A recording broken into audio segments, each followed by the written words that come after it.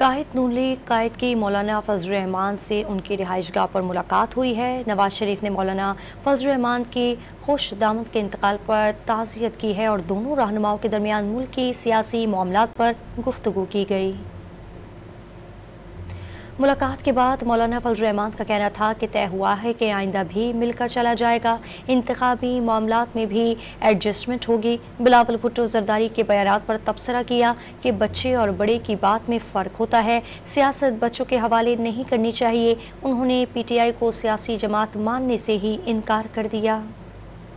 ہم نے آج طے کیا ہے کہ انشاءاللہ آنے والے مستقبل میں بھی ہم مل کر چلنا چاہیں گے، پورے ہم آہنگی کے ساتھ مل کر چلنا چاہیں گے، اور جو انتخابی مراحل ہیں ان کو بھی ہم باہمی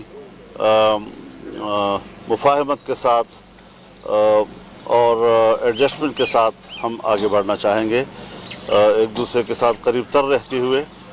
باقی پارٹیوں سے بھی ہمارے روابط رہیں گے۔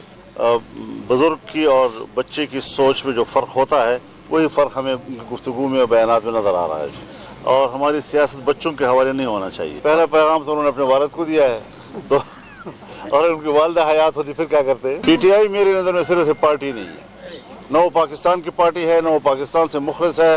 ان کا ایجنڈا ملک کو توڑنا تھا، اس کا ایجنڈا کشمیر کو بیچنا تھا، اس کا ایجنڈا اسرائیل کو تسلیم کرانا تھا، اس کا ایجنڈا قادیانیوں کو دوبارہ مسلمان قرار دلانا تھا۔ یہ سارے ایجنڈے ان کے موجود تھے جی۔